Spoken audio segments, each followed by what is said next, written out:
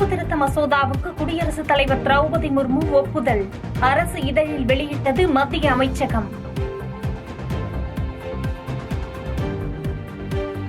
இலங்கையிலிருந்து பிரதமர் நரேந்திர மோடி இன்று ராமேஸ்வரம் வருகை.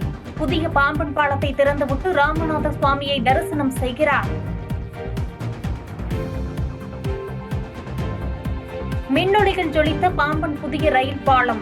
பிரதமர் மோடி திறந்து வைப்பதையொட்டி தேசிய கொடியின் வண்ணத்தில் மிளர்ந்த காட்சிகள்.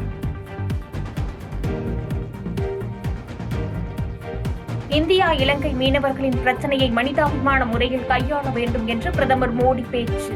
மீனவர்கள் மற்றும் படகுகளை உடனடியாக விடுவிக்க வேண்டும் எனவும் இலங்கை அதிபரிடம் வலியுறுத்தல்.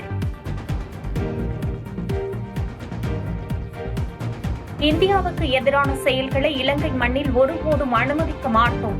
பிரதமர் மோடியை சந்தித்த பின்பு அதிபர் அனுரகுமார திசாநாயக்கே திட்டவட்டம். உதகை சென்ற முதலமைச்சர் மு க ஸ்டாலினுக்கு வழிநெடுக வரவேற்ற பொதுமக்கள். நவீன தொழில்நுட்பத்துடன் செயல்படுத்தப்படும் மண்சரிவு தடுப்பு திட்டத்தையும் பார்வையிட்டார்.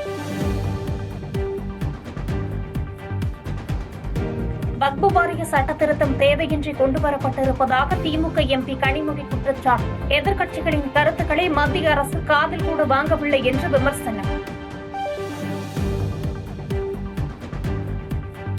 திருப்பத்தூர் மாவட்டம் ஆம்பூரில் 20 மணி நேரத்திற்கு மேல் மின்சார விநியோகம் தடை.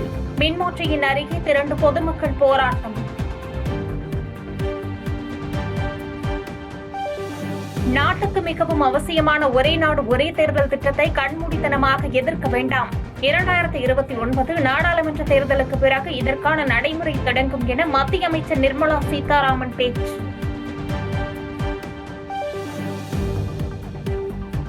ஸ்ரீராம நவமியையொட்டி அயோத்தி ராமர் கோயிலில் மின்விளக்கு அலங்காரம். ட்ரோன் மூலம் சரையுறுத்தியின் புனித நீர் பக்தர்களுக்கு தெளிப்பு.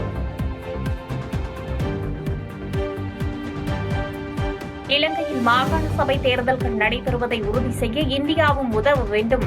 பிரதமர் மோடியிடம் தமிழ் கட்சிகள் வலியுறுத்தல். அமெரிக்க அதிபர் டொனால்டு டிரம்பை கண்டித்து லண்டன் நகரில் போராட்டம். டிரம்பின் கொள்கைகள் உலகிற்கே அச்சுறுத்தல் என குற்றச்சாட்டு.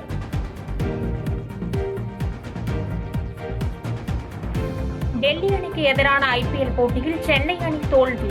பிளே ஆஃப்க்கு தகுதி பெற கடுமையாக போராட வேண்டிய நிலை.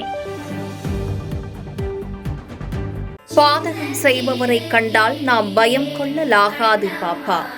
மோதி மிதித்துவிடு பாப்பா, அவர் முகத்தில் உமிழ்ந்துவிடு பாப்பா. அண்மை செய்திகளை உடனுக்குடன் தெரிந்து கொள்ள இணைந்திருங்கள் எம் நாடு தொலைக்காட்சியுடன்.